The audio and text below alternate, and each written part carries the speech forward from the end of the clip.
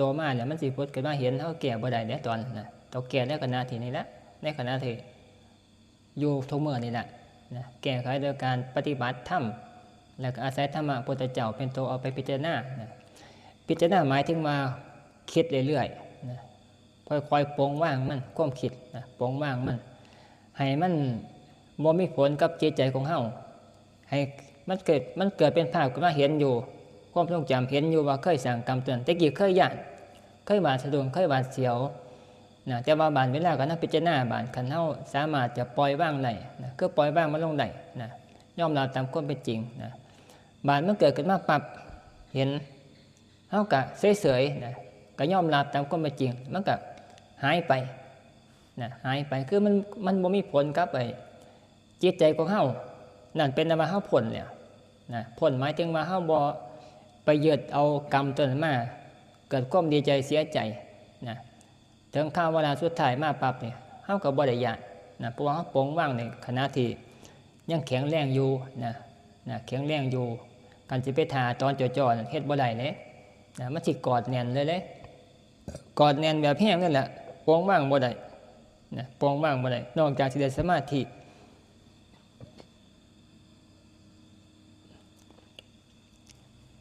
สมาธิเขาผัดบ่ได้บ้านนะบ่ได้นะมันก็จะไปกอดกับกรรมแม้แต่คนปฏิบัติธรรมฟังธรรมหลายๆเนี่ย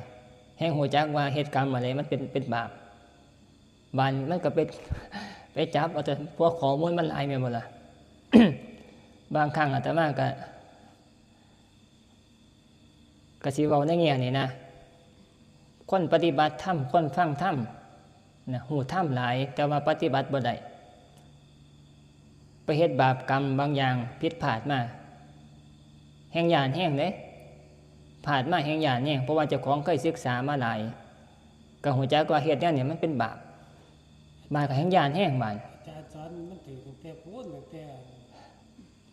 เป็นกล้วยตู่เป็นกล้วยตู่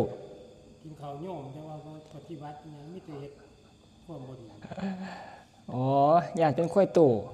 มันเพิ่งถือว่าแต่ฝุ่นกันหน่อยมันถือว่าเบิดเลยเป็นก็ต้องยอมรับแหล้วเพราะว่ามันบ่ฮู้จักเขาก็ต้องมีอุบายคำว่าอุบายวิธีคิดนี่นะเป็นก็เอิ้นว่าเจริญปัญญานะเจริญปัญญาหาวิธีแบบใดสอนเจ้าของเฮ็ดให้เฮาสามารถปล่อยวางความคิดที่เคยสร้างความผิดน่ะปล่อยว่างไปปล่อยว่างหมายถึงว่าปล่อยว่างก็คือบ่ไปยึดมั่นบ่ไปดีใจเสียใจนะคือยอมรับ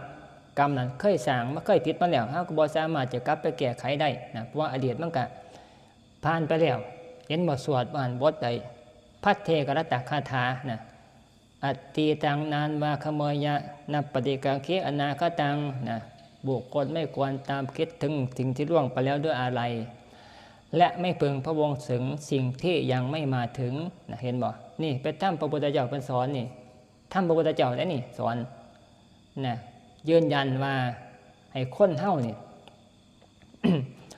อย่าไปตามคิดถึงสิ่งที่ล่วงไปแล้วโดยอะไรและก็สิ่งที่ยังบ่ทันมาถึงก็อย่าไปพะวงนะ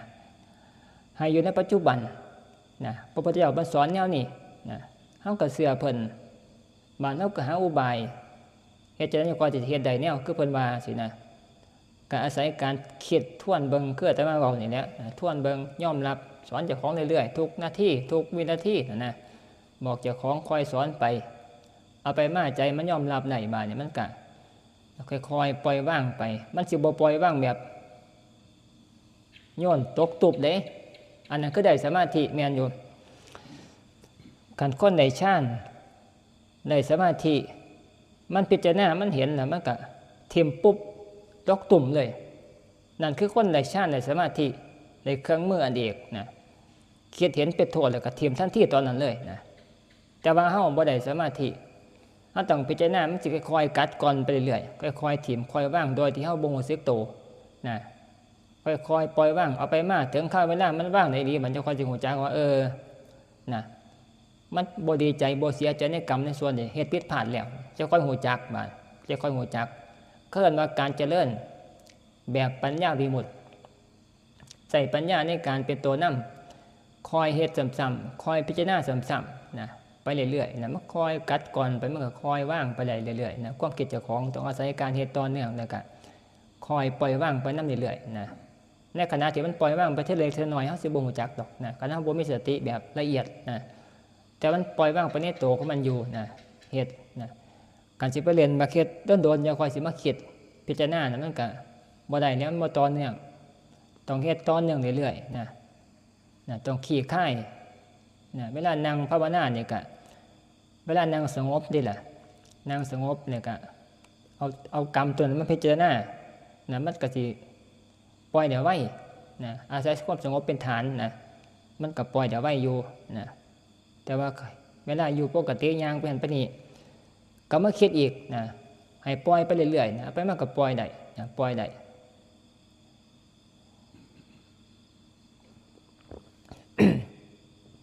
คือยอมรับในส่วนที่เป็นอดีตที่เคยผ่านมาเคยผิดมาแล้วนะมันก็บอกเจ้าของว่าเจ้าของกับมาแก่นะแก่กรรมต้นโดยการปฏิบัติในปัจจุบันให้มันดีขึ้นนะกรรมที่เคยเหตุผิดก็สิบ่กลับเหตุอีกนะนี่มันเป็นตัวแก่แต่ว่าต้องคิดแล้วยอมรับเจ้าของความคิดในส่วนนี้นะมันค่อยสิเป็นนะคือยอมรับมาเคยเหตุไปแล้วก็แก้ไขบ่ได้เนี่ยก็มาแก้ไขโดยการเหตุปัจจุบันให้มันดีสินะจิตใจมันก็อยู่ในปัจจุบันพอก็ฝึกสติไปนั่งฝึกสมาธิไปนั่งมันก็ค่อยตอกไปเรื่อยๆตอกปัจจุบันเนี่ยนะมันคงไปเรื่อยๆนะมันก็บาดสะดุ้งถึงข้าเวลาเกิดขึ้นมาเนี่ยก็บ่ได้ดีใจเสียใจมันก็บ่มีผลกับเฮานะความหมายนี่นะตัวนี้วิธีการแก้มันมาใส่แบบปัญญาวิมุตติบ่มาใส่เจโตวิมุตติใส่ปัญญาวิมุตติใส่ปัญญาเป็นเครื่องลดพ้นลดพ้นตัวนี้บอกหมายถึงว่าวิธีการแก้กรรมแต่มาก็บอกเป็นอุบายฟังแต่มาเวลาไปใส่ในการวิธีในการเหตุแต่มันเป็นเรื่องของอุบายเจ้าของนะอุบายเจ้าของการคิดการค้นอย่าอยู่ซื่อๆเด้กันอยู่ซื่อนี่ถึงข้าเวลานี่มานี่พุทธขึ้นมาทันทีเลยเฮ็ดบุญประสานนี่สุดท้ายไปคิดถึงกรรมเดี๋ยวเคยสร้างบ่ดีมันก็ไปสู่กรรมเดี๋ยวผูกพันในขณะที่เอามาคิดตอนก่อนจะตายมันก็ไปสู่ตัวนั้นเคยจำศีลบักหลายปีให้ท่านบักหลายปีนะมันก็ต้องล่อคิ้วเข้าใจว่าล่อคิ้วกรรมที่ติดตอนนั้นนะนี่ได้เป็นเรื่องที่ว่าง่ายสิว่ายากมองคือจังอันนี้แต่ว่ามันเป็นแต่นิรินะตัวนี้บ้านเราหมายถึงว่าท่านคนบ่เคยสร้างกรรมในส่วนที่กรรมหนักกรรมที่ติดตาบ่เคยฆ่าคนบ่เคยฆ่าสัตว์ใหญ่ที่ติดตาบ่เคยอีหยังต่างๆที่ติดตาบ้านคิดว่าสิพ้นมาจะเทียบเคียงไปหยังพ่อใหญ่เป้แต่มาเทียบเคียงกันฟังซื่อได้เอิ้นว่าเป็นปุคลาธิฐานปุคลาธิฐานคิดว่าสิปลอดภัยคนบ่มีกรรมเนี่ยสิปลอดภัยก็บ่แม่นเด้คนบ่มีกรรมเนี่ยมันก็วิตกเกิดมาคือเก่าวิตกความคิดเป็นห่วงความอะไรต่างๆเกิดมาก่อกวนในขณะที่เจ็บไข้ได้ป่วยก่อกวนในขณะที่ก่อนจะตายไปคือเก่ามันก็เป็นอีกด้านหนึ่งก็เป็นตัวที่จองเฮ็ดให้ไปตกต่ำคือเก่าเพราะมันบ่สามารถอยู่ในปัจจุบันสติได้มันบ่มีกรรมนะก็จริงแต่ว่าก็ไปคิดเกี่ยวกับเรื่องห่วงดิน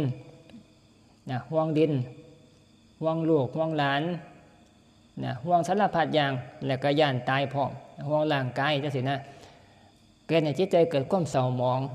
มันก็เป็นตัวทวงคือเก่าตัวทวงระบาดนี่จิตใจเศร้าหมองกันตายขาดค่ากันไปในตอนนั้นมันก็โอกาสในการไปเกิดสู่ภพภูมิที่เป็นทุกขติอบายมันก็มีสูงการให้ทานธรรมดานี่เสี่ยงแนวนั้นเสียงเนี่ยแต่ว่าการปฏิบัติภาวนาการมาเพื่อเคลื่อนแต่มาภาคเพิกนี่คือเหตุตามรูปแบบของพระพุทธเจ้านี่เพื่อคัดนี่ตัวนี้สิเป็นตัวที่กำหนดเลีกเลี่ยนออกจากความอัพความอัพทั้งสองอย่างอัพทั้งกรรมอัพหมายถึงว่าความบดบังความเหมือดในส่วนที่เคยสร้างกรรมและก็ความที่จะไปคิดเอาความเป็นห่วงต่างๆเกิดมาใส่เจ้าของสิลีกออกเอาจิตอันหลีกออกจากในส่วนนั้นออกมาอยู่จุดที่เป็นกลางๆจุดปัจจุบันนี่บานมันสิบ่เสี่ยงต่อการ ไปเกิดสู่อบายภูมินะก็ให้สร้างบุญหน่อยบุญหลายก็สร้างนะมันสิสามารถเด่นชัดอยู่ในปัจจุบันนะมันสิบ่ไปก่อเกี่ยวกับอารมณ์อดีตอนาคตนะอยู่ในปัจจุบันนะบาเนี่ยมันก็สิไปสู่สุคติได้มั่นคงสิ100% 90%ก็เกินโยกมาผู้นั้นเสียได้หลายปานใดฝึกสติน่ะสิตั้งอยู่ได้หลายปานใดนะต้องเฮ็ดการเฮ็ดได้มันก็มั่นคงนะมั่นคง ฝึกแนวนี้นะฝึกแบบให้นั่งตั้งสตินี่แหละฝึกนั่งสมาธิฝึกทำบัดฝึกทุกอย่างนะเกินมาฝึกสติฝึกให้มีสติอยู่ในปัจจุบันเข้าใจบ่สติในปัจจุบันนะเข้าใจบ่เอาง่ายๆก็คืออันให้เห็นภาพเนาะคันเอาภาพเคลื่อนไหวนี่เฮาคือสิ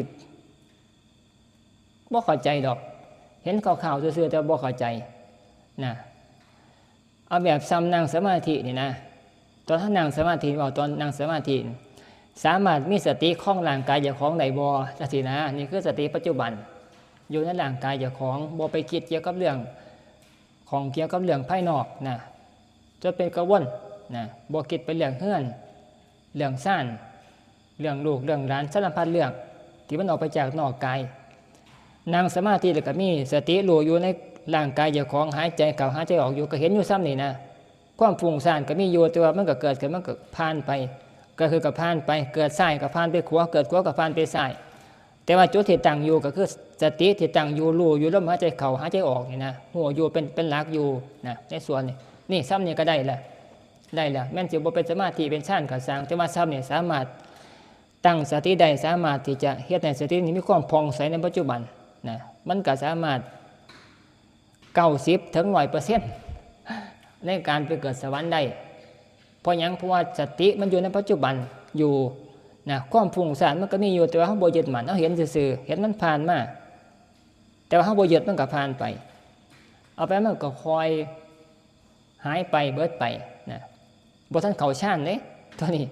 พวกสติรู้ในปัจจุบันนี่นะซ้ำนี่กับมันคงในการไปสู่สุคตินะไปสวรรค์แล้วนะบ่เป็นห่วงเกี่ยวกับเรื่องอดีตอนาคตนะนั่ง1 ชั่วโมงนี่ทดสอบเจ้าของมันคงบ่จังซี่นะได้บ่ละชั่วโมงนึงฮะกันใดก็ดีกันใดดีกับมันคงนะมันคงใน90 100% ก็แล้วแต่ก็บ่จักนะให้เห็นเจ้าของจังซั่นนะฝึกไปเรื่อยๆเนี่ยน่ะนั่งให้มันได้ตัวนี้เว้ามันเรียนชัดแต่ขณะที่นั่งสมาธิบานเวลาทำบัดเวลาย่างจงกรมเวลาไปหันไปนี่คือกันอิริยาบถทั้ง4ก็หัดฝึกสติอยู่ในปัจจุบันนะโหยกก็ย่างไปธรรมดาคิดก็ฮู้ว่าคิดอยู่นะแต่ว่ามีหลักคือมีความคิดตั้งอยู่ในกายเจ้าของอยู่นะเห็นอยู่ว่ามันคิดก็คิดนะมีเรื่องเล่าให้คิดก็คิดแล้วก็กับปล่อยความคิดนั่นก็กลับมาอยู่ในปัจจุบันนะบ่มันคิดมั่วจากเรื่องนี้ก็ไปสู่เรื่องอีกนะจักสิล่ามไปจนเบิดมื้อก็เบิดไปกับเรื่องการคิดต่อไปเนี่ยอันนั้นคือคนขาดสติแต่ว่าคนที่มีสติคือเฮามีหน้าที่ภารการงานอยู่นะเฮาก็คิดถอยเวลาคิดซ้ำ จำกู้แขกซะสมมติเดี๋ยวฟังเอาสมมติบุคคลใหม่มีหน้าที่สอนหนังสือเด็กหน่อยแม่นบ่ล่ะยามมาสอนแล้วก็ไปคิดเรื่องการสอนเทคนิคการเบา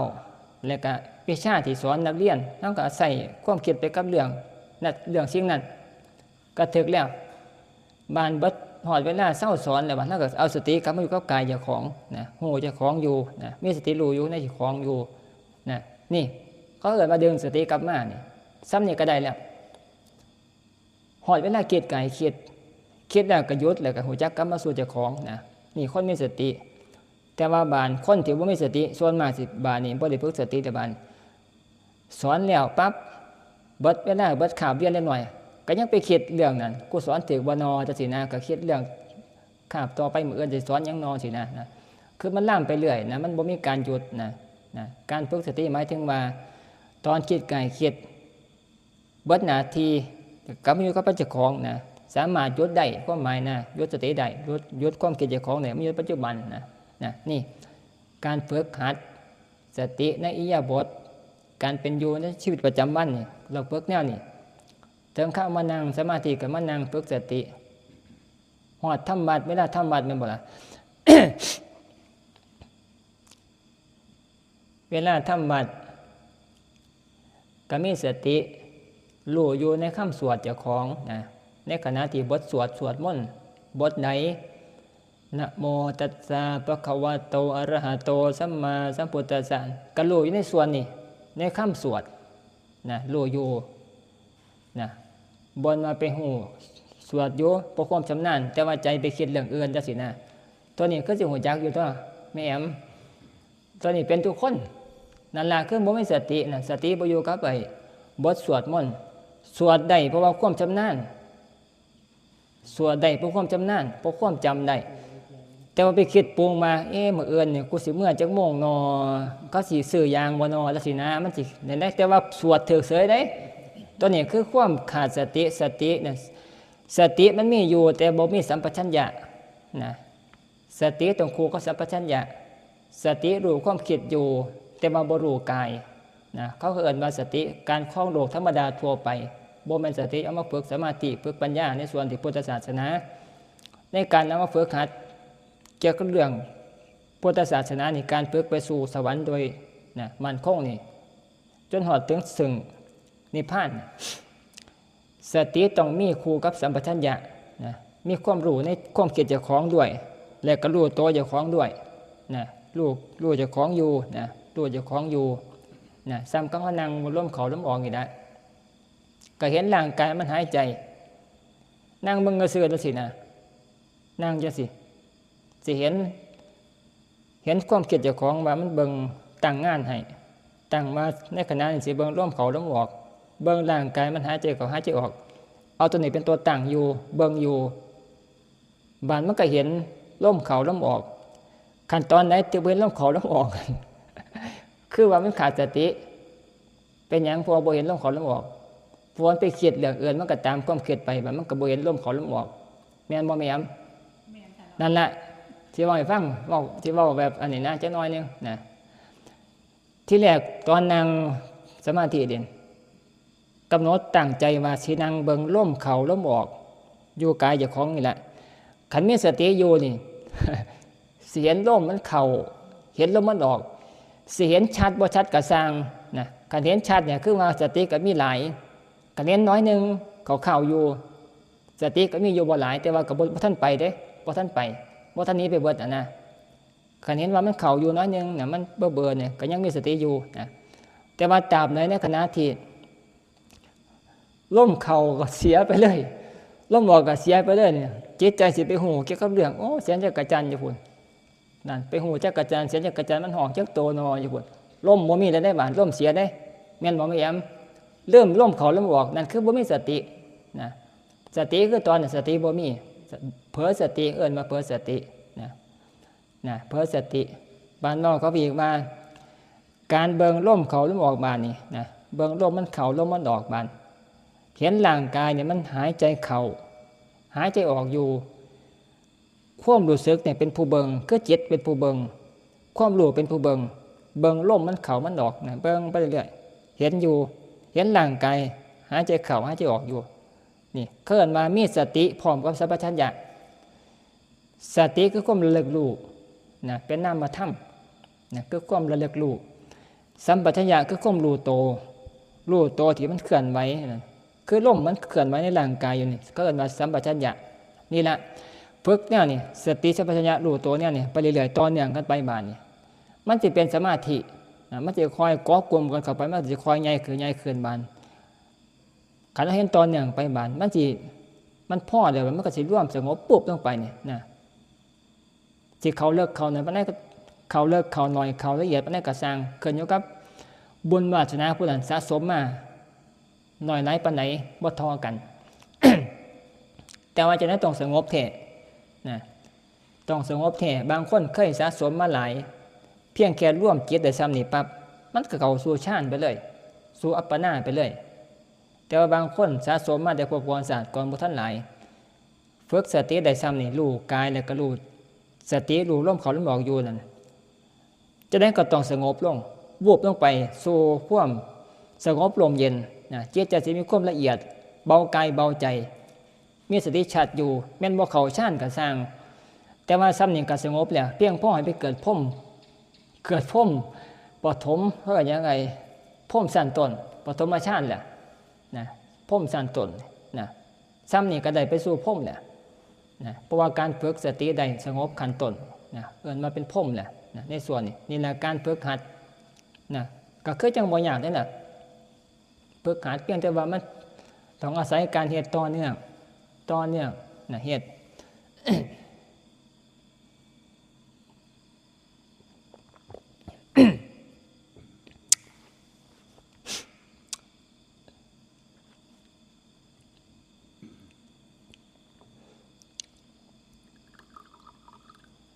แต่มาเบาเรื่องจังหน่อยเนาะแต่มานางยังบ่เศร้านางยังบ่เศร้าเอาบ่มื้อเศร้าซะนางยังบ่เศร้าก็เบิ่งก็แต่มาบอกโยมนี่แหละนางยังบ่เศร้าตี 3ลุกขึ้นมาตี 3กลัวๆอยู่ผู้เดียวบ่ได้ตื่นตี 2นะเพราะว่าแต่มาบ่ได้ทำวัดแบบนี้นะอาศัยนางเป็นหลักก็ลุกขึ้นมาก็ฉันน้ำซะก่อนก็นั่งสมาธิจักชั่วโมงกลัวๆปกติก็นั่งประมาณชั่วโมงนึงก็พอนะมื้อละชั่วโมงยังมื้อเช้าก็นั่งไปได้อยู่ชั่วโมงครึ่งนั่งซ้ำเจ็บดากเริ่มต้นพอดีหอดเวลาลูกออกมาดังนะเตรียมบิณฑบาตก็นั่งแนวนี้แหละเพราะว่าคนเคยนั่งชำนาญในการนั่งสิกำหนดเวลาได้ว่าตอนนี้มันจักนาทีมันจักชั่วโมงขณะอาตมาเริ่มเจ็บดากเนี่ยน้อยหนึ่งเริ่มเจ็บน้อยหนึ่งเลยบ่ทันได้สู้เลยหมายถึงว่าเริ่มมีอาการเจ็บดากขึ้นมาน้อยหนึ่งตอนนี้ชั่วโมงกว่าแหละชั่วโมง10ชั่วโมง20นะคันสิเศร้าเพราะว่ามันหอดเวลาเด้สิบิณฑบาตสิออกมาชั้นน้ำร้อนสิมาดังหน้าดังตา ก็พอนะก็ลุกขึ้นมาก็ออกมานี่ก็พอแต่ว่าบานกันสินั่งสู่บานสิบ่โลกบานหมายถึงว่าบ่มีเวลากำหนดนั่งยังมื้อคืนจังซี่นะในเมื่อเข้าสู่ความเจ็บเดิมมันจะน้อยบานก็เบิ่งไปเรื่อยๆมันสิค่อยแห้งเกินเท่ากับว่ากำหนดกรรมฐานเบิ่งเวทนาบานเบิ่งเวทนาก็ทวนแต่มาทวนบ่หันละแบบบอกพรนี่นะอันเดียวกันกับการพิจารณากรรมกับการเบิ่งเวทนาก็ว่าเพ่งเบิ่งเวทนาที่มันเกิดขึ้นนะแล้วก็ทวนเบิ่งนะสอนเจ้าของนะเบิ่งเพ่งอยู่เวทนาเนี่ยก็เบิ่งว่ามันเป็นเฮาเป็นตัวเป็นตนบ่สินะเบิ่งไปเรื่อยๆข้อเคียงกันไปเอาไปมาเวลามันเข้าใจมันก็สิปล่อยเวทนาออกจากจิตของเฮามันก็บ่ทุกข์อันตัวกรรมมันคือกันการจะปล่อยกรรมก็ต้องอาศัยการเบิ่งอยู่หั่นนะบ่เข้าใจในปัจจุบันทันทีดอกอาศัยการเบิ่งบ่ปล่อยนะเวลาถึงข้าวมันเข้าใจมันก็ปล่อยเองมันนะปล่อยเฮากำหนดบ่ได้มันสิเป็นเองมันนะนี่อาตมาหมายถึงว่าบอกให้ฟังหมายถึงว่าถ้ามาก็เบิ่งนี่ล่ะเบิ่งนั่งเบิ่งร่างกายที่มันหายใจเข้าหายใจออกนะเบิ่งเข้าเบิ่งออกนะก็เบิ่งได้ธรรมดาเฮาฝึกสติแม่นบ่สะสมสตินะบ่ได้ขาดจักลมเข้าลมออกเด้พอนี่นั่งยังมื้อเช้าคันแม่โยมนี่หลับเด้แต่มาบ่หลับแต่มาบอกว่าแต่มาบ่หลับแต่มาฝึกมาหลายปีเบิ่งไปซื่อๆนะเบิ่งเห็นร่างกายที่มันหายใจเข้าหายใจออกเฮาก็ฮู้อยู่ฮู้มันเข้ามันออกนะฮู้จังซี่มันก็ฮู้อยู่เฉพาะหน้าเห็นเข้าเห็นออกนะจังซี่มันก็รู้ทั่วกายเห็นมันหายใจเข้าหายใจออกขยับนะเพราะว่าสติเฮาตื่นรู้อยู่นะมันก็ขยับเบิ่งการฝึกสติการสะสมสติฝึกแนวนี้นะบ่ต้องเอาเรื่องลับนำบ่หลับเบิ่งไปมันก็เบาไปมันก็สงบไปเองมันนะสงบไปการฝึกไปเรื่อยๆแต่ว่าการสิเข้าสู่ความเลิกๆนั่นในส่วนนั้นเฮากำหนดบ่ได้เฮามีหน้าที่เพียงแต่ว่าเบิ่งจังซี่แหละมันก็จะมาบ้านนี่เบิ่งเห็นลมมันเข้าลมมันออกซื่อๆนี่นะเบิ่งจังซี่นะเท่านี้แหละการฝึกของเฮามันก็เป็นบางครั้งมันสิเข้าไปสู่น่ะไม่เป็นเรื่องที่เฮาบ่สามารถควบคุมได้แต่ว่าการฝึกในทุกมื้อทุกครั้งที่เฮาเฮ็ดเนี่ยเฮาก็เบิ่งซ้ำนี่นะต่างความคิดไปเบิ่งซ้ำนี่เบิ่งเห็นว่าร่างกายมันเข้ามันออกนะเบิ่งไปเรื่อยๆนะเบิ่งไปนะมันก็ได้นะมันก็ได้ในส่วนนี้นี่ กับมวลดีนั่นแหละเบิ่งอยากให้โยมลองเฮ็ดให้มันได้ความหมายนะเบิ่งซื่อๆนะบานเบาเกี่ยวกับเรื่องอุบายหรือว่าเห็นเกี่ยวกับเรื่องความคิดที่มันปรุงแต่งมันก็เกิดขึ้นมาแต่ว่าเฮาบ่ไปจับมันก็บ่ปรุงนะเฮาไปตั้งงานไว้คือว่าตั้งเบิ่งว่าสิเบิ่งร่มเขาหรือบ่เป็นงานนะก็ค่อยเบิ่งว่ามันสิมีหยังเข้ามาปั๊บเฮาก็เห็นมันเฮาก็บ่จับมันก็ผ่านไปความปรุงแต่งนั่นว่าเอาอาศัยการเบิ่งร่มเขาหรือบ่เป็นฐานเป็นหลักในการเบิ่งเป็นงานของเฮานะสังเกตเบิ่งนะเบิ่งนะในเมื่อเฮาเบิ่งเห็นสภาวะแบบนี้สามารถที่จะเห็นว่ามันความคิดมันปรุงเข้ามาปรับเห็นปรับเฮาบ่จับมันก็ผ่านไปนะแต่ว่าเฮาตั้งอยู่กับงานที่มันร่มเขาหรือออกนี่ แล้วมันได้สมาธิจังซี่อยู่แต่ว่างเปล่า ว่าจะไปบอกไกลปานนั้นเอาบอกซ้ำเห็นล่มเขาต่อเนื่องนี่นะซ้ำเห็นล่มเขาล่มออกนี่เห็นเขาออกมันก็ค่อยเบาไปเรื่อยนะบานความคิดที่มันสิมีอ่อนๆนี่นะมันสิจรเข้ามามันก็ผ่านไปเฮาบ่ยึดมันก็บ่เข้ามาสู่การคิดนะมันก็ผ่านไปเห็นมันมาเฮาบ่จับมันก็ผ่านไปเอาไปมันก็ค่อยเบาไปมันก็มานิ่งอยู่กับที่ล่มเขาล่มออกนะอย่างเดียวนะอย่างเดียวเบิ่งไปเรื่อยๆแนวนี้นะเบิ่งไปเรื่อยนั่นเรื่องเทือนนิมิตมันก็เกิดขึ้นตอนนี้แหละ บ่ต้องไปเข้าฌานเนาะเอาซ้ำนี่มันเวลามันค่อยๆเย็นไปเบาไปเนี่ยนิ่งไปเพลินไปสติอยู่กับแนวนี้บางครั้งก็เกิดนิมิตขึ้นมาได้เนี่ยนิมิตหมายถึงว่าเป็นภาพหรือบอกก็เป็นบาลีขึ้นมาคำบาลีนะเกิดในขณะนี้ได้บ่ต้องไปว่าสิไปเข้าฌานเลิกหรือเขาจะเกิดนิมิต ซ้ำนี่ก็เกิดแล้วนะบางคนที่มีนิสัยนะนี่นิสัยเกิดขึ้นมาได้นะกันบ่มีนิมิตก็บ่ต้องไปสนใจมันเห็นแค่ลมนี่ซ้ำนี่ก็พอแล้วลมเข้าลมออกซ้ำนี่นะซ้ำนี่ก็มันคงล่ะมันคงวิธีการเบิ่งมาเบิ่งนะเบิ่งแต่ว่าต้องฝึกหัดเด้ต้องเบิ่ง